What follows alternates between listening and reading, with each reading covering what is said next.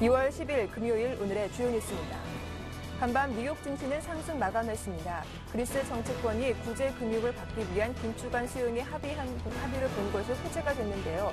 또 이날 발표된 미국의 경제 지표도 호전세를 보이면서 3대 지수 모두 강보합권에 장을 마쳤습니다. 유럽 주요 증시도 그리스발 훈풍에 힘입어 나흘 만에 상승 마감했습니다. 프랑스 까크 지수는 0.43% 올랐고 독일 닥스 지수도 0.59% 오르며 강보합권에 장을 마감했습니다. 국제유가는 그리스 정치권이 2차 구제금융 지원 조건에 합의했다는 소식에 3거래일 연속 상승세를 이어갔습니다. 전날보다 1달러 13센트 상승한 배럴당 99달러 84센트의 장을 마감했습니다.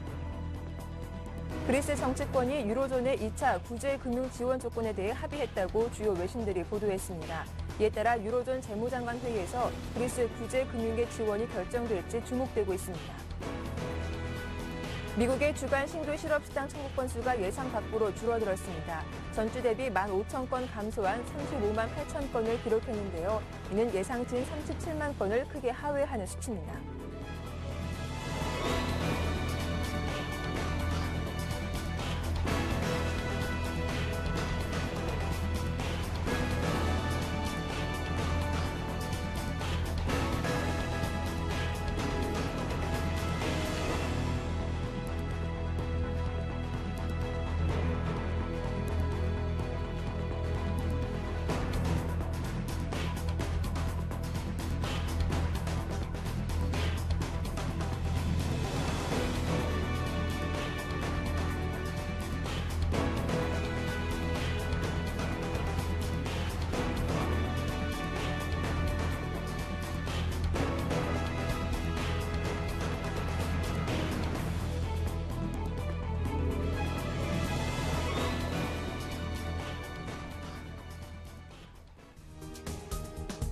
안녕하세요. 굿모닝 대박 예감 박미라입니다. 정말 오랜 시간 힘겹게 끌어온 그리스 정부와 정치권의 구제금융 지원안 합의가 마침내 타결됐습니다. 더욱이 그리스는 선거를 앞두고 있는 터라 국민들의 삶을 쥐어짜야 하는 긴축안에 동의하기란 쉽지 않았을 텐데요. 어젯밤 가까스로 긴축안에 최종 합의를 하면서 디폴트 상황은 면하게 됐습니다. 하지만 오래된 시장의 재료였기 때문일까요? 기다리던 소식에도 불구하고 뉴욕 증시 상승폭은 그리 크지가 않았습니다. 오히려 내부 경기 지표 소식에 환호하면서 3대 지수가 강보합권의 장을 마감했는데요. 말도 많고 탈도 많았던 그리스 문제와 함께 그리스 이슈들, 글로벌 이슈들 자세하게 분석을 해보겠습니다. 글로벌 핫이슈 오늘 순서는 동양증권 장형철 과장과 함께하겠습니다. 안녕하세요. 네, 안녕하십니까? 네, 정말 힘겹게 그리스 정부와 정치권의 최종 합의안에 타결이 이뤄졌습니다. 하지만 아직까지도 위기의 불씨는 남아있다고 보는 의견이 많은데요. 어떻게 마감됐는지 뉴욕 증시 마감 상황 자세하게 정리해 보겠습니다. 네, 일단 그리스의 그 디폴트안에 대해서 굉장히 좀 논의가 많았는데요. 네. 일단 그리스 정치권이 합의점을 이끌어내면서 디폴트에 대한 그런 우려가 좀 이렇게 좀 많이 불식시키는 그런 모습을 좀 많이 보였습니다. 일단 2차 그 구제금융에 대한 그 자금 지원에 대한 방안이 좀 확정되면서 글로벌 증시에 대한 일단 그 불안한 그런 여정이 좀 많이 좀 없어졌던 그런 이벤트로 좀 많이 진행됐는데요. 다우지수는 그렇게 큰 폭에 대한 그 반응은 일단 안 보였습니다. 일단 다우지수는 0.05% 정도 상승하면서 12,890.46으로 마감했는데요. 일단 3년 반 만에 최고로 치러 많이 좀 상승했던 모습을 보였고요. S&P 500도 0.15% 상승하면서 1,351.95, 나스닥 지수는 0.39% 상승하면서 2,927.23을 각각 기록을 했습니다. 일단 그리스에 대한 유로존에 대한 위기 부분 자체가 일단 2차 구제금융 합의를 도출함에 따라 가지고 어느 정도 불확실한 리스크에 대한 부분이 좀 많이 일단 감소했던 부분이 좀 시장에서 많이 좀 반응을 나타냈는데요. 네. 일단 뭐 시장에서는 일단 기본적으로 좀 많이 좀 알려졌던 그런 문제였고, 일단 합의점 자체가 좀 도출할 수 있는 그런 계기가 좀 많이 마련됨에 따라 가지고 시장은 큰 폭의 반응보다는 아무래도 좀 안정적인 반응을 좀 많이 보였던 것 같습니다. 특히 다우지수 같은 경우는 어제 같은 경우는 실업수당 청구 건수 같은 기초적인 그런 경제 지표에 대한 경제 지표가 좀 이렇게 향상됨에 따라 가지고 오히려 그런 부분에 좀 많이 반응을 했던 모습인데요. 일단 2차 구제금융안이 좀 많이 도출됨에 따라 가지고 실질적으로 시장에서 어떻게 반응을 할지에 대한 부분 자체가 아직 많이 지금 잔존하기 때문에 그런 부분 자체에 대한 합의점이 아직까지 계속 이렇게 지금 현재 좀 많이 남아 있습니다. 이런 부분 자체가 어떻게 지금 불확실성을 많이 딛고 앞으로 나가갈지에 따라 가지고 시장 자체도 좀 이렇게 반응을 하지 않을까 그렇게 보여지는데요. 일단 다우지수부터 시작해서 글로벌 증시에서는 굉장히 좀 이렇게 호재를 좀 많이 작용할 것으로 좀 예상을 좀 하고 있고요. 특히 유로존에 대한 부분 자체가 유로존에 대한 경제 지표도 좀 많이 개선되고 있었지만 유로존에 대한 이런 그리스 정부에 대한 위기 부분 자체가 유로존에 대한 성장을 좀 많이 압박하고 있었는데 그런 압박 부분이 다소 좀 해소되는 부분이 좀 많이 보이지 않을까 일단 그렇게 예상해 봅니다. 네, 우리 시간으로는 어젯밤 들려왔죠. 긴축 안에 최종 합의를 했다라는 소식이 전해지기도 했는데요. 그런데 한 가지 좀 우려스러운 점이 트로이카 실사단이 요구한 임금 삭감안에 대해서는 합의를 하지 못했다라는 소식도 있었습니다. 이런 내용도 좀 자세하게 들어보죠. 예, 일단 그리스 정부하고 네. 그 정치권이 긴축안을 최종 합의했는데요. 소위 말하는 트로이카, 그 ECB와 그다음에 그 유럽 중앙은행과 그다음에 네. 유로존 IMF부터 시작해가지고 이 트로이카에 대한 그 정부가 지금 합의를 좀 많이 나타냈는데요. 일단 그리스가 예전에 그 1차적으로 이제 구제금융을 그때 받았습니다. 긴급 구제금융을 받은 이후에 이제 이번에 2차 구제금융을 좀 지원받았는데요. 일단은 EU와 ECB 그다음에 IMF로부터 약 한 1,300억 유로 정도의 굉장히 좀 큰 돈의 자금을 이제 수혈받을 것으로 예상을 하고 있는데요. 일단 합의한 한 12일쯤에 이제 의회에 이제 제출되면서 실질적으로 이제 발효가 될 예정인데요. 일단 1,300억 유로 정도를 이제 받음에 따라 가지고 실질적으로 내부적으로 이제 그리스 정부가 어느 정도 이렇게 감내해야 되는 부분 자체가 좀 많이 나타나는데요.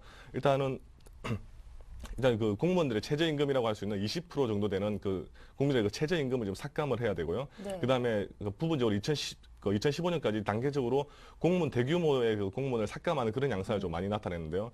실제로 그리스 정부 같은 경우에는 공무원에 대한 그런 퇴직금 부분 자체가 워낙 많이 크기 때문에 이런 그 고정비에 대한 부분 자체를 좀 이렇게 비용 절감을 많이 함에 따라 가지고 실질적으로 구제금융을 받는 합의안을 많이 도출했는데요. 일단은 이게 합의점이 좀 도출되자마자 그리스 정부부터 시작해가지고 노동계가 아직 반발이 되게 많고 있는데요.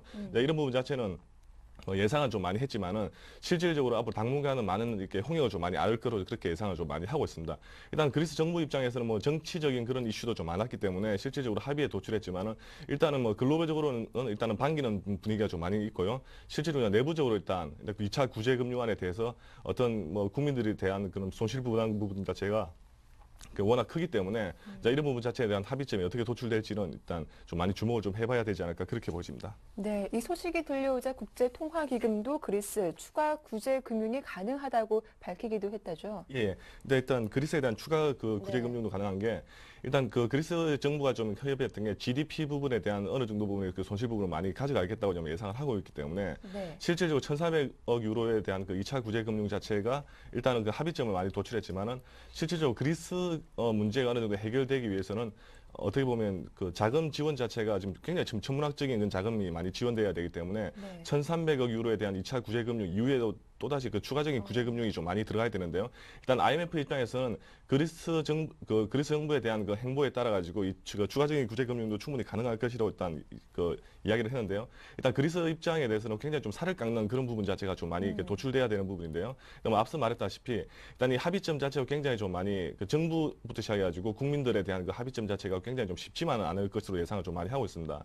실질적으로 추가적인 구제금융을 받기 위해서는 이보다 더한 그런 손실을 많이 좀 감내해야 되기 때문에 지금 그리스 정부가 어떻게 보면 그 대선을 앞두고 나타냈던 그런 그 정치적인 이슈일 수도 좀 많이 나타낼 수도 있고요.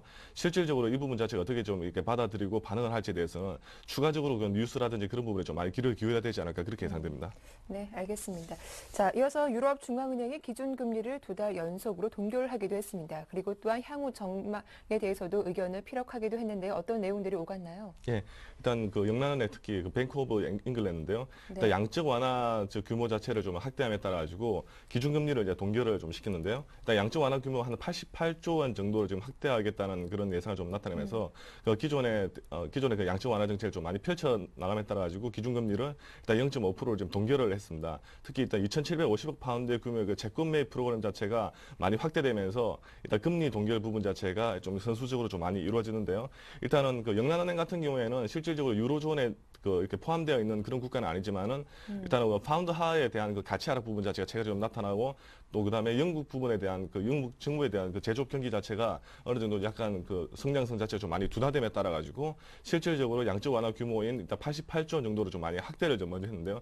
일단은 추가적으로 자금 부분 자체가 많이 쓰여질 것으로 예상되기 때문에 일단 양적 완화 정책가 지금 이제 펼치지는 않았지만은 실질적으로 추가적으로 그 자금 경색을 우려해 가지고 일단은 자금을 좀 많이 확보했던 게 일단 금리 동결 부분에 이루어지지 않나 그렇게 보여지고 있는데요. 특히 뭐 영국 같은 경우에는 최근 들어가지고 유로존에 대해서 좀 많이 비껴나 있지만은 실질적으로 내부 성장률 자체가 뭐 독일이라든지 아니면 프랑스보다도 좀 이렇게 뒤떨어지는 건 양상을 좀 많이 보였고요.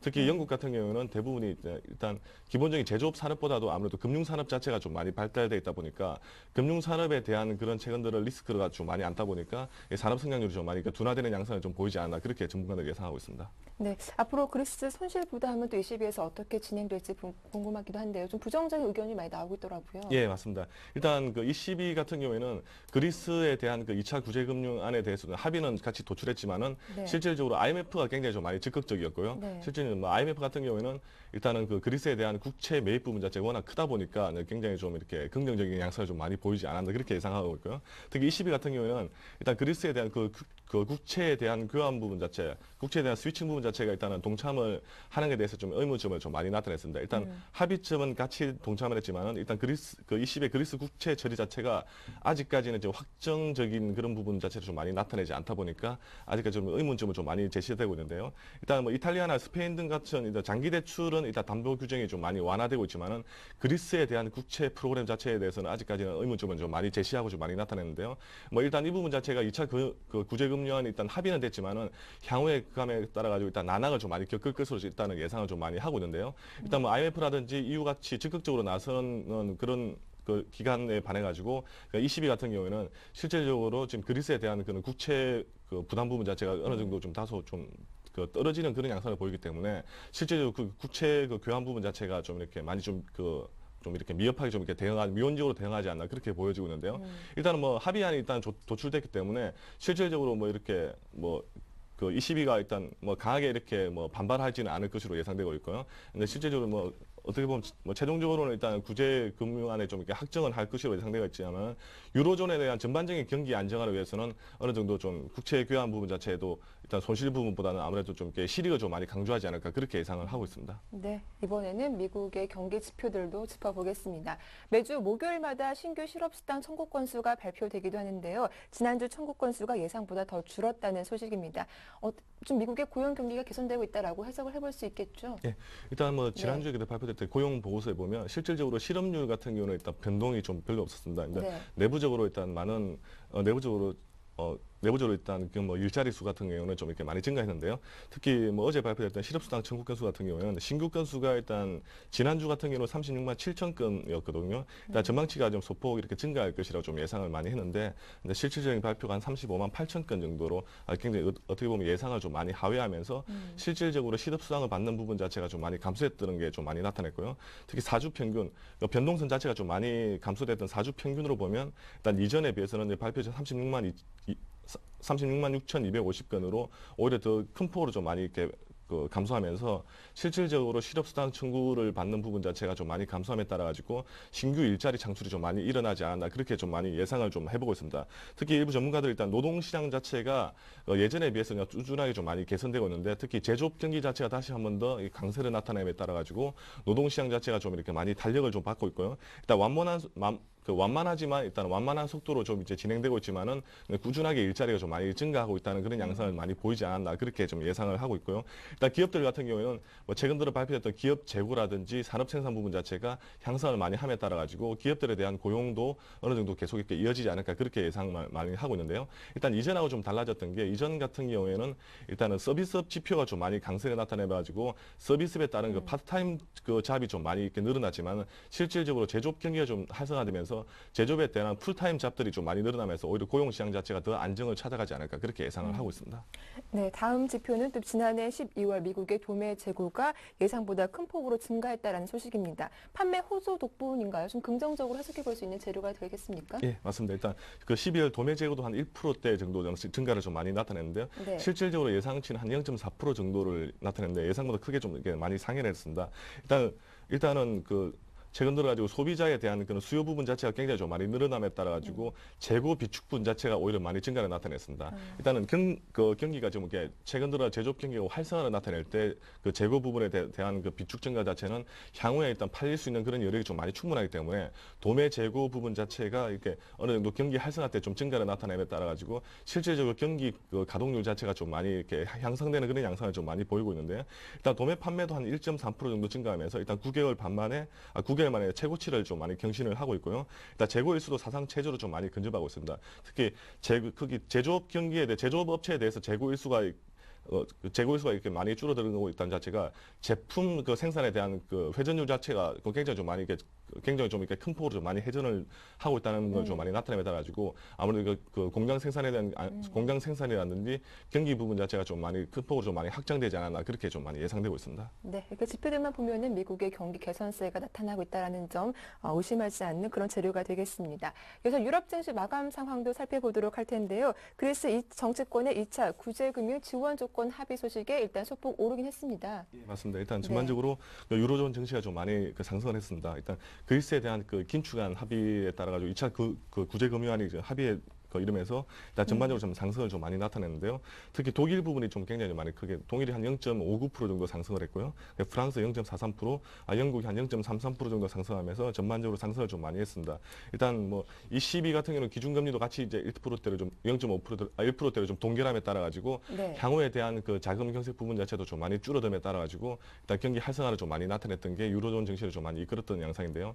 일단 그리스가 2차 그 구제금융안을 넘어가지고 추가적인 그 구제금융안 자체가 뭐 어느 특별한 그 마찰 없이 많이 이루어질 경우에는 유럽 증시가 다시 한번 더 좀 안정을 찾는데 좀 많은 그 요소를 좀 많이 작용할 것으로 예상되고 있고요. 특히 그 유로존에 대한 그리스 지원 문제를 제외하고는 일단 전반적으로 그 유로존에 대한 경제 성장률 같은 경우는 굉장히 좀 이렇게 많이 호전적으로 상승하고 있기 때문에 전반적으로 경기에 대한 활성화 부분 자체는 어느 정도 좀 안정을 많이 찾아 있다라고 좀 예상을 하고 있습니다. 네, 이어서 상품 시장 마감 상황도 정리를 해보겠습니다. 국제 유가가 4흘 연속으로 랠리를 이어가기도 했습니다. 금값 역시 소폭 올랐다고 하는데 어떻게 마감됐는지 자세한 상품 시장 마감 내용 정리해보죠. 예, 일단 글로벌적인 호재에 따라 가지고 일단 그 국제 유가도 좀 이렇게 상승세를 좀 많이 나타냈는데요. WTI가 99.84달러로 100달러 선을 좀 이렇게 굉장히 좀 근접하면서 경기 활성화를 좀 이렇게 많이 반영을 하고 있는 것 같습니다. 그리고 금값 같은 경우 최근 들어 이제 경기 활성에 따른 달러 약세로 일단 많이 상승을 하고 있는데요. 온스당 1,741.2달러로 좀 마감하고 있는데 금값 같은 부분도 일단은 최근 들어서 안정을 좀 많이 나타냈지만 뭐 일부 전문가들은 이제 금값도 어느 정도 지금 현재 선에서 좀 이렇게 추가적인 그런 상승이나 하락보다는 좀 안정세를 좀 많이 나타내지 않을까 그렇게 예상을 하고 있습니다. 네, 끝으로 오늘 밤 발표될 주요 경제 지표와 함께 또 어떤 기업들이 실적 발표하는지 정리해 보겠습니다. 예, 오늘 밤에는 그 12월 무역 지수하고 그다음에 미시건대 그 소비자 심리 지수가 발표될 예정이고요. 그냥 1월 재정 지수가 발표될 예정입니다. 뭐 전반적으로는 상승폭을 좀 이렇게 나타낼 것 같고요. 뭐 특별한 그 이슈가 없는 이상은 일단 경제 지표에 대한 호전 부분 자체가 다시 한 번 더 상승 랠리 좀 이어지지 않을까 그렇게 예상되고 있고요. 또 기업들에 대한 실적 발표는 그 유로넥스트가 일단 발표될 예정인데요. 전반적인 예상치는 소폭 좀 이렇게 증가할 것이라고 좀 많이 나타내고 있고요. 오늘 같은 경우에도 기업들에 대한 그런 실적 부분 자체가 좀 이렇게 전반적으로 좀 반영되면서 실질적으로 좀 이렇게 안정을 좀 많이 찾아가지 않을까 그렇게 예상되고 있습니다. 네, 그리스를 포함한 글로벌 주요 이슈들까지 자세하게 정리해봤습니다. 오늘 글로벌 핫 이슈 오늘 순서는 동양증권 장형철 과장과 함께했습니다. 도움 말씀 고맙습니다. 네, 고맙습니다.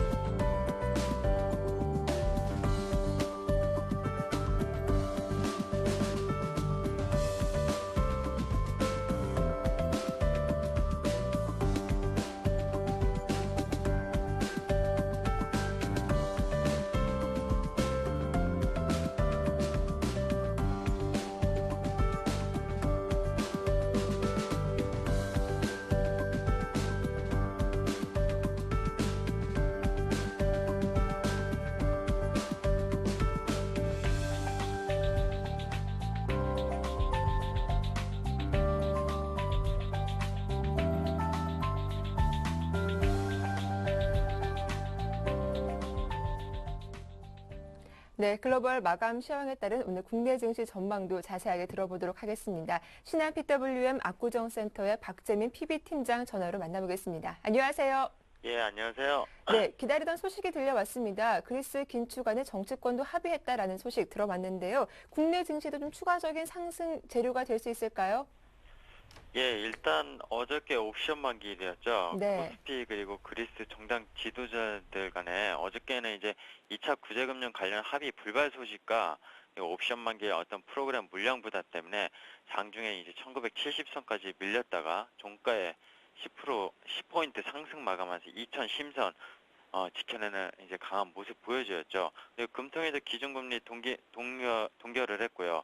아무래도 프로그램 매물이 좀 우려가 됐었는데 외국인이 장중 매도를 하다가 그 물량 규모를 이제 마감가 동시효과에 좀 순매수로 1,000억 정도 바스켓 매매가 돌아오면서 종합주가지수를 다시 2,000선 안착하는 데 성공시킬 수 있었습니다.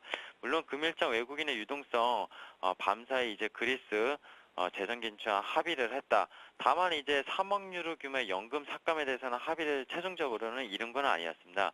그래서 그런 어떤 경계감은 좀 다수 세워야 되고요. 아무래도 또 금요일 시장입니다. 그래서 그리고 최근 들어서 2,000선을 넘어가면서 펀드 환매 물량 그리고 증권 시장에 대한 어떤 그런 재정 규제 이런 거에 대해서 좀 민감하기 때문에 경계감을 좀 세워야 되지 않나 이렇게 생각을 하고 있습니다. 네. 자, 그렇다면 이제 오늘 금요일장입니다. 오늘 어떤 전략이 필요할지 궁금하기도 하는데요. 추가적으로 더 상승할 수 있을까? 좀 현금화 전략이 필요하진 않을지 어떤 의견 갖고 계신가요? 일단 저는 2,000선이 넘어서는 적절한 현금 비중을 좀 가져갈 걸로 이렇게 좀 말씀을 드리고 싶습니다. 최근 들어서 외국인의 선호 업종을 보면요. 상대적으로 지수 대비 많이 못 올랐었던 정유라든지 화학업종, 조선, 기계, 특히 그리고 태양광의 폴리실리콘 가격이 지금 바닥권에서 6주간 상승을 했습니다. 워낙 많이 떨어졌기 때문에 또 단기 기술적으로도 많이 올라왔습니다.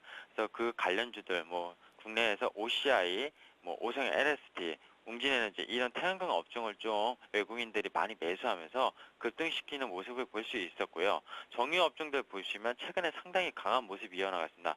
GS 같은 경우 거의 한두 달 사이에 바닥에서 50% 정도 올라왔다 이렇게 보이는데요.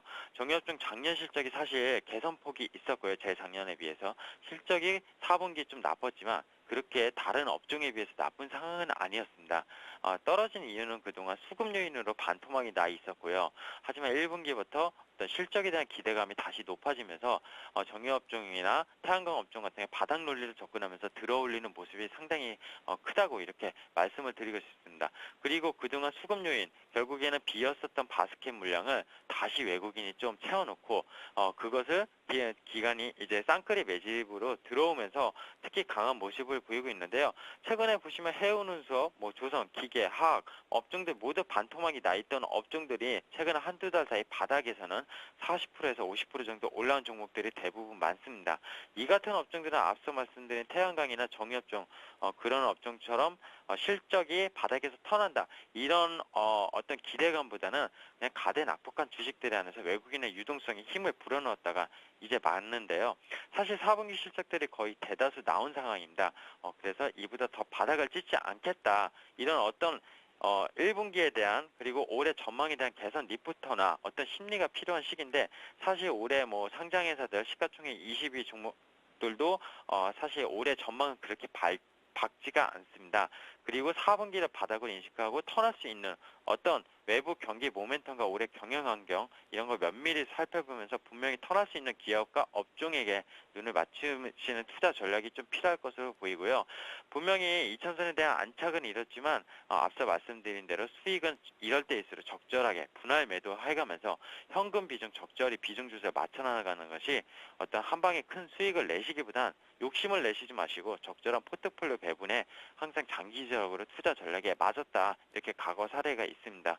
개인적으로도 아직 불마켓이라고 보지는 않습니다. 왜냐하면 미국 경기 모멘텀과 유럽 상황 악화, 우려 완화 등이 투자 심리 개선을 분명히 이룬 것은 맞고요. 그 유동성이 풀어준 것은 맞습니다. 그냥 2월달 들어가지고 이제 장기 대출 프로그램 유럽에서 20에서 시행한 거죠. 그게 지금 좀 크게 남아 있고요. 3월 들어서 포르투갈, 이탈리아, 아일랜드, 그리스, 스페인 그런 국가들의 채권 만기 앞두고 이제 시행된다는 점에서 시장에서 여전히 유동성 확대 환경을 이렇게 내놓을 수 있겠다 보고 있는데요. 역시 그 점에서 외국인의 유동성은 들어올 수 있겠지만 좀 더 상승할 수 있는 여력이 그래서 보이지만 이럴 때 있어 현금 비중 적절히 조정하고 어느 정도 지금 증시 차트 보면요, 일봉상으로는 좀 가파르게 올라왔습니다, 단기적으로. 그래서 갭을 메울 때 오히려 좀 현금 비중 확대하는 걸로 다시 좀 저가 분할 매수할 수 있는 그런 적절한 분배가 필요하다고 이렇게 생각이 들고 있습니다. 네, 말씀 잘 들었습니다. 지금까지 신한 PWM 압구정센터의 박재민 PB팀장과 함께했습니다. 도움 말씀 고맙습니다. 예, 감사합니다. 잠시 후 이슈가 이어집니다.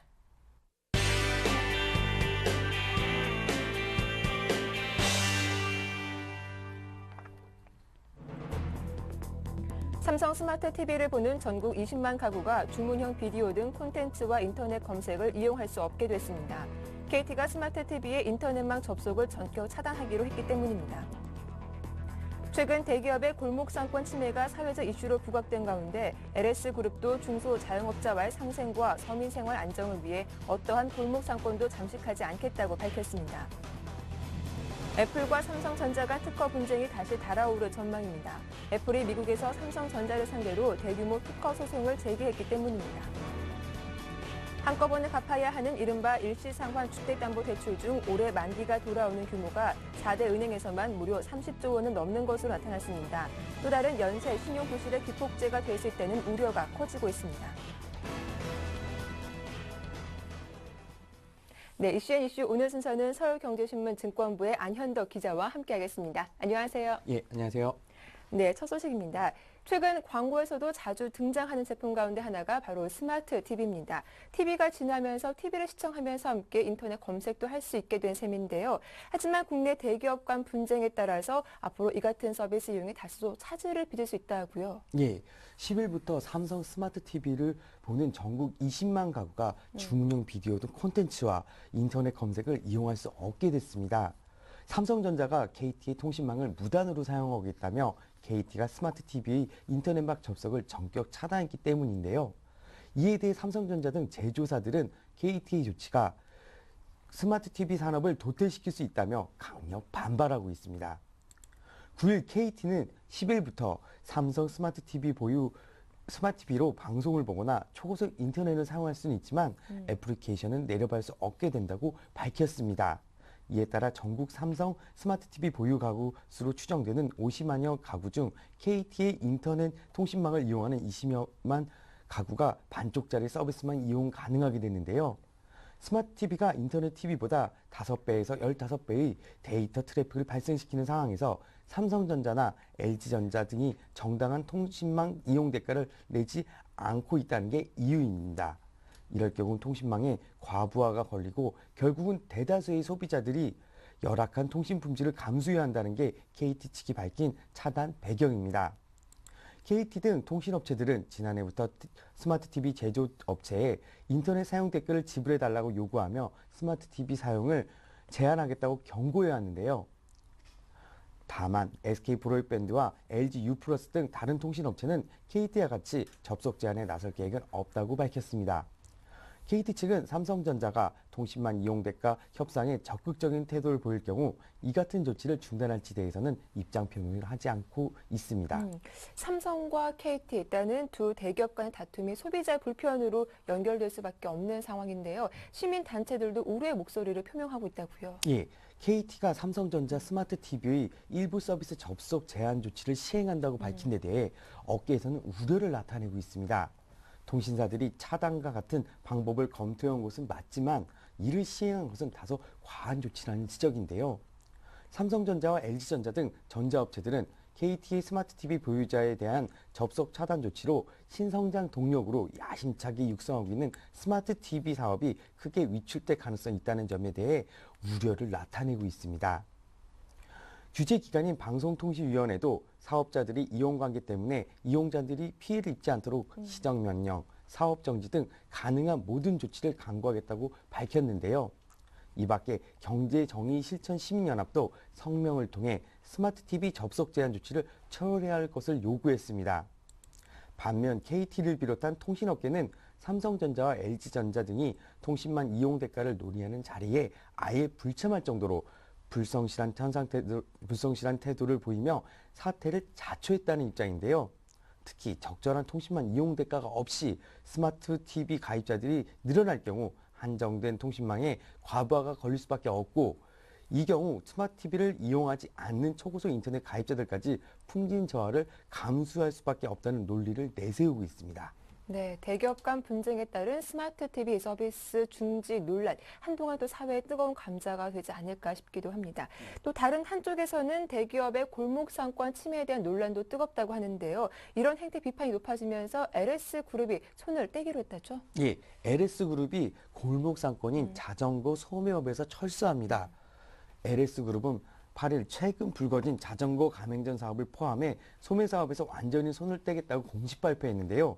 아울러 LS는 자전거 소매상과 창업자들에게 각종 정비와 판매, 서비스 교육을 실시해 국내 자전거 산업을 한 단계 발전시키겠다는 상생 방안도 함께 마련했습니다. 최근 대기업의 골목 상권 침해가 사회적 이슈로 불각되는 가운데 LS그룹도 대승적 차원에서 중소자영업자의 상생과 서민생활 안정을 위해 어떠한 골목 상권도 잠식하지 않겠다고 대내외에 선언한 셈인데요.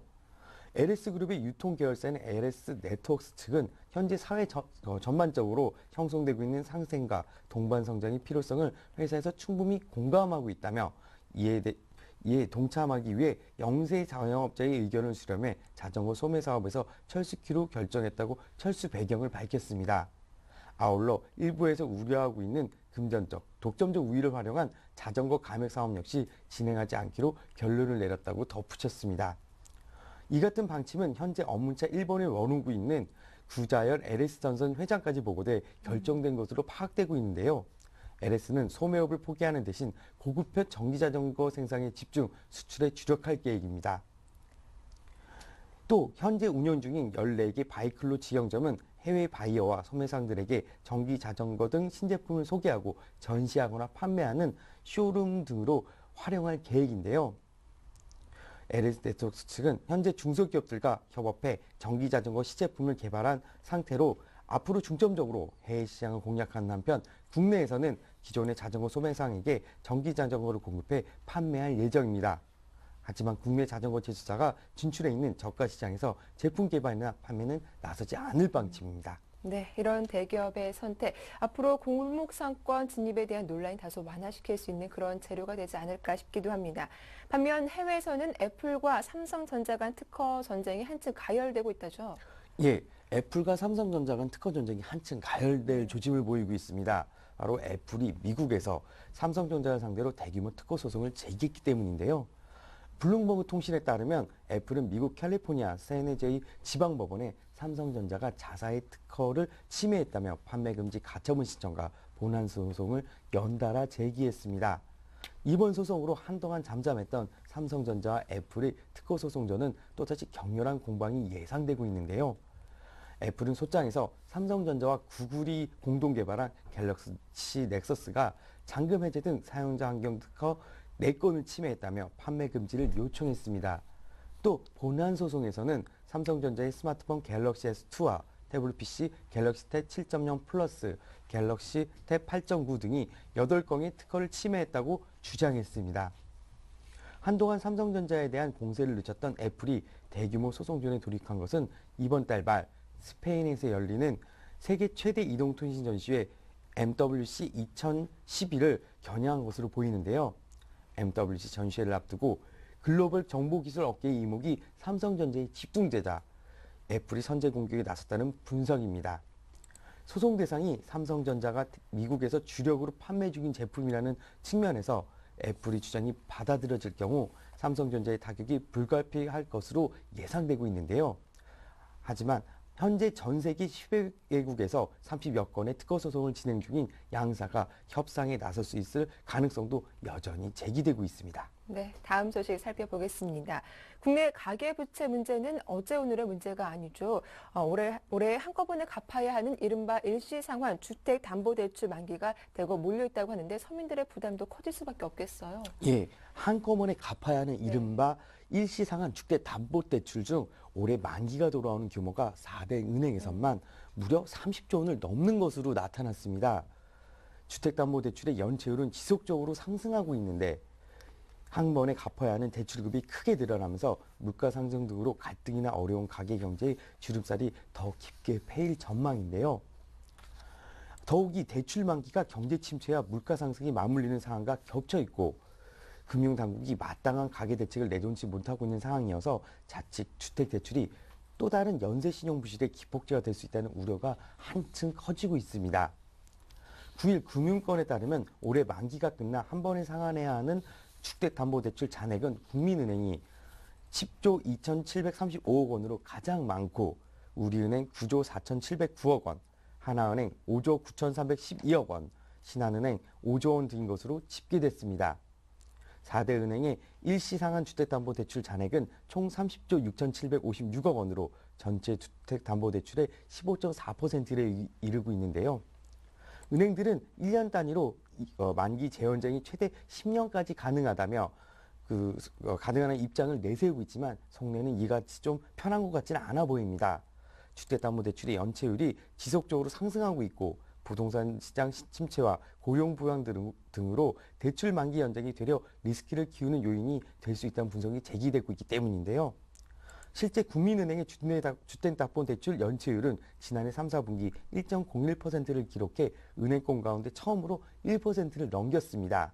이는 2010년 1, 4분기의 2배 수준으로 100억 원 가운데 1억 원가량이 회수가 어려운 부신대출인 셈입니다. 다른 은행의 가계대출 연체율은 국민은행보다는 낮은 편이지만 상승세가 살아있어 주의가 필요하다는 지적을 받고 있습니다. 네, 말씀 잘 들었습니다. 이슈앤이슈 오늘 순서는 서울경제신문 증권부의 안현덕 기자와 함께했습니다. 도움 말씀 고맙습니다. 예, 감사합니다. 잠시 후 이슈앤 진단 함께하겠습니다.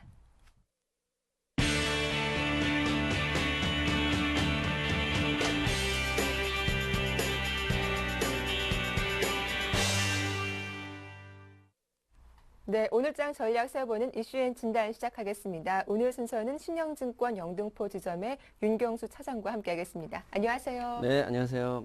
네, 어제 국내 증시는 두 이벤트를 정말 무사히 잘 넘겼습니다. 장중 저점이 1970선이었는데 종가상으로 2010선 중반까지 올라온 거 보면은 상당히 변동폭이 컸던 하루가 아니었나 싶기도 한데요. 네, 어제 장이 2010선을 가뿐히 넘기면서 장을 마감을 해서 기분 좋게 마감을 했다 이렇게 볼 네. 수가 있겠습니다. 목요일 날도 2000선을 다가섰다가 금요일 날 좀 빠지면서 좀 지수가 오락가락했는데 아무래도 2000선이 이제는 기준선이 되지 않는가 이렇게 예상이 되면서 2000선을 기준으로 2010선으로 이제 마감을 보여줬는데요. 코스피가 전날보다 10.89포인트 오른 2014.62로 장을 마감을 했습니다. 그리스 정당 지도자들 간 2차 구제금융 관련 합의가 전일이었죠. 오늘은 아침에 뉴스가 합의됐다고 발표가 됐는데 합의가 불발됐고 또 이에 따라서 협상이 다시 연기됐다는 소식이 장 시작 전에 전해지면서 코스피가 2000선을 내주면서 하락세로 출발을 했지만 이런 장 초반 하락세 출발했고 또 옵션 만기 때문에 장 초반에 프로그램 매물이 출회되고 또 외국인과 기관이 또 매도로 돌아서면서 코스피 지수가 점차 낙폭을 키워갔지만 후장 들어서 외국인이 다시 사자로 들어서고 프로그램 매물이 주춤하면서 장을 상승으로 이끌었다 이렇게 볼 수가 있겠습니다. 외국인이 1,009억 정도 매수를 보여줬고요. 개인도 오랜만에 6억 정도 매수를 보여줬고 기관만이 929억 매도를 보여주면서 장을 상승으로 마감을 했습니다.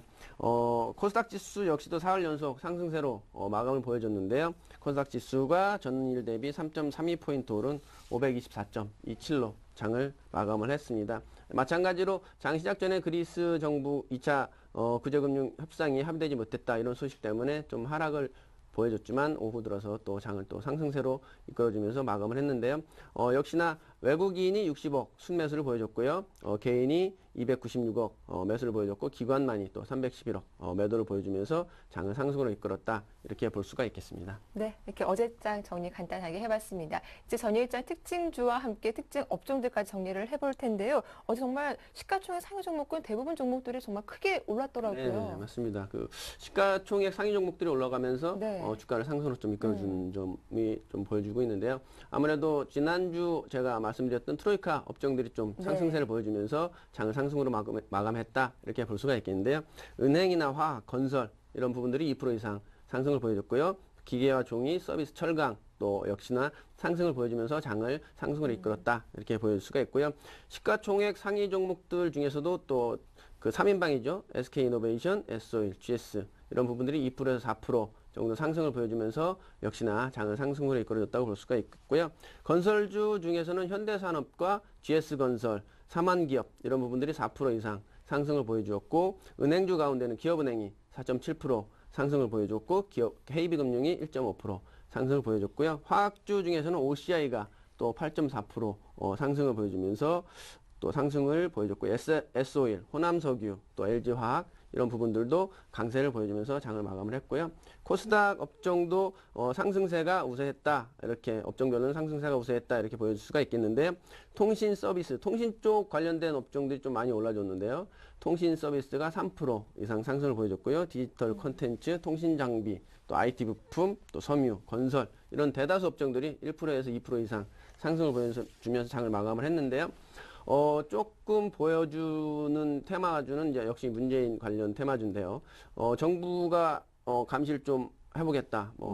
이런 얘기가 나오면서 하락으로 가지 않을까 이렇게 예상이 됐는데 오히려 상승으로 좀 이끌었다가 역시나 막판에는 하락, 하한가로 마감을 한 부분을 좀 보여줄 수가 있고요. 테마주로 보면 국제과학 비즈니스 벨트가 있는 입지가 확정됐다. 이런 소식에 이런 관련주들이 급등을 했고요. 이런 관련주들은 유라테크나 영보화학 그리고 유니더스나 대주산업, 프롬파스트 이런 부분들이 상한가로 마감을 했다. 이렇게 보일 수가 있겠습니다. 네. 또 SK 브로드밴드도 흑자 전환에 성공했다. 이런 소식 때문에 상승을 보여줬고요. 네, 이렇게 어제장 이슈들 자세하게 정리를 해봤습니다. 이제 오늘 전략 세워볼 텐데요. 코스피가 2010포인트 중반까지 좀 빠르게 올라왔습니다. 앞서 다른 전문가님은 좀 조심스럽게 부분 매도하면서 현금화 전략도 필요하겠다라고 언급하시기도 하셨는데 요즘 어떤 전략이 필요할까요? 네, 지금 역시나 장은 계속적으로 상승세로 이어질 것으로 예상이 됩니다. 지금 유동성도 확보가 돼 있고 또 미국의 경기가 계속적으로 살아나겠다는 기대감 때문에 장이 순환매를 거듭하고 있는 장으로 가고는 있습니다. 이런 부분들을 본다면 우리가 조금은 장은 상승세로 가지 않을까 이런 기대감이 나오는데요. 그 이유 중에 하나가 이제 개인이 올해 들어서 매도한 자금이 7조 정도가 되는데 외국인이 매수한 자금이 7조 정도 되죠. 이런 부분들을 감안한다면 그리고 지금 부동산 경기가 얼어있는 상황이라서 개인들이 매도한 자금 7조나 또 부동산 경기가 얼어있는 자금 중에서 부동산 투기 자금이 그 두 자금이 증권 쪽으로 몰리지 않을까. 그러면 지금 2,000선을 회복했기 때문에 2,000 이상이 가면 이런 또한 자금들이 몰리면서 기대감이 커지면서 좀 버블이 좀 형성되지 않을까 이렇게 예상이 됩니다. 그래서 장은 추가적인 상승을 보여주지 않을까 이렇게 예상이 되고 있고요. 오늘 아침에 뉴스가 나와서 2차 그리스 구제금융 합의가 됐죠. 제가 원고에는 그렇게 안 썼는데 오늘 아침에 뉴스가 나오면서 이제 원고가 좀 바뀌긴 했는데 제가 원고에는 그렇게 썼거든요. 지금 유럽 문제가 해결될 기미가 보이고 있는 이유 중에 하나가 그리스 문제에 대해서 계속 연기를 하기 때문에 연기를 한다는 건 어찌됐든 합의를 하겠다 이런 의지가 강하게 나타난다 이런 부분이 있었다고 이제 원고는 써놨는데 오늘 아침 뉴스에는 기분 좋게 합의가 끝났다 이렇게 뉴스는 나왔고요. 그래서 이런 부분들이 그동안에 그리스 문제가 악재로 다가왔었는데 이런 부분이 오히려 호재로 다가오면서 증시를 추가적인 상승으로 이끄는데 좋은 재료로 사용되지 않을까 이렇게 보여지고 있고요.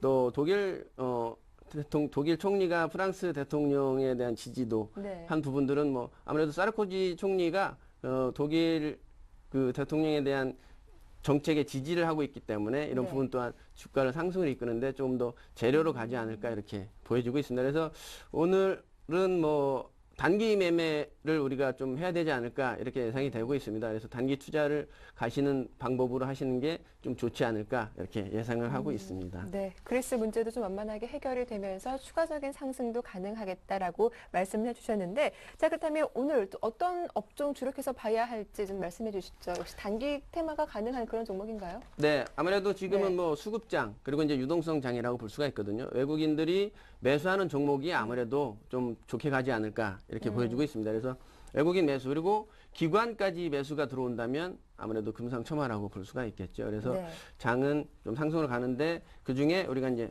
계속적으로 말씀을 드리고는 있는데 트로이카 그리고 IT 그리고 조선과 관련된 운수업종 그리고 조금 더 보면 이제 태양광 이렇게 볼 수가 있겠는데요. 지금 외국인들이 지속적으로 매수하고 있는 업종은 건설주. 이번 주에도 건설주가 크게 두각을 나타내면서 상승을 이끄는 데 도움을 줬는데요. 건설주 그리고 이제 증권주 이런 트로이카 업종을 좀 봐야 되는데 단기적으로는 증권주를 좀 보시면 될 것 같고요. 증권주나 건설주 그리고 조금 중장기적으로는 은행주를 보시면 될 것 같은데 여기서 증권주 중에서는 외국인들이 10일 이상 꾸준히 매수하고 있는 종목들이 있는데요. 그런 종목들은 이제 미래에셋이나 동부증권 그리고 유진이나 대신증권 이런 부분들을 좀 우리가 관심 있게 보실 필요가 있고요. 또 건설업 중에서는 이제 현대건설 그리고 말씀드렸던 현대산업 이런 부분들도 우리가 좀 관심 있게 보면 괜찮지 않을까 이렇게 예상이 되고 있고요. IT는 뭐 역시나 대표적인 삼성전자와 하이닉스를 우리가 관심 있게 보시면 될 것 같은데요. 삼성전자는 뭐 지난주에도 말씀드렸죠. 2부에서 그 신창한 우리 대표님께서 계속 말씀하시는 네. 종목인데 계속 부르짖으시더라고요. 사십시오 이렇게 하시는데 아무래도 시가 상위 종목들 사시는 게 그래도 그나마 좀 안전하게 가지 않는가 이렇게 예상이 되고 있고요. 삼성전자가 수익을 많이 냈기 때문에 아무래도 그 투자가 많이 되지 않을까 이런 기대감 그리고 삼성 관련된 삼성 SDI 그다음에 삼성전기 이런 부분 그리고 삼성에 납품하는 원익 IPS까지도 우리가 보실 필요가 있을 것 같고요. 또 조선주 관련해서는 STX 조선해양이나 STX 페노션 그리고 삼성중공업 이런 정도로 우리가 보시면 될 것 같습니다. 그래서 지금 장은 추가 상승 여력은 충분히 남아 있다. 그래서 추가 상승 여력을 감안한다면 우리가 아무래도 지금 좀 매수 하지만 단기 매매를 통해서 수익을 좀 실현하는 쪽이 낫지 않을까. 그리고 태양광 쪽에서는 OCI 네. 조금 더 보셔도 되고요. 왜냐하면 미국의 지금 지수를 크게 끌어올린 이유 그 종목 중에 하나가 태양광 종목이거든요. 퍼스트 솔라라는 종목인데 이런 부분들을 감안한다면 태양광도 우리가 충분히 보시면 괜찮지 않을까. 지난번에 웅진 관련해서도 태양광 쪽을 살리기 위해서 네. 움직였던 점을 본다면 태양광도 우리가 좀 유심히 봐야 되지 않을까 이렇게 생각되고 있습니다. 네, 오늘 살펴볼 업종 참 많습니다. 트로이카주와 관련해서 IT 그리고 조선 태양광주까지 오늘 눈여겨보는 게 좋겠다라는 의견 잘 들어봤습니다. 자, 지금까지 신영증권 영등포 지점의 윤경수 차장과 함께했습니다. 도움 말씀 고맙습니다. 네, 감사합니다. 네, 굿모닝 대박 예감 1부 순서 여기서 마치겠습니다. 저희는 잠시 후 2부로 돌아오겠습니다. 고맙습니다.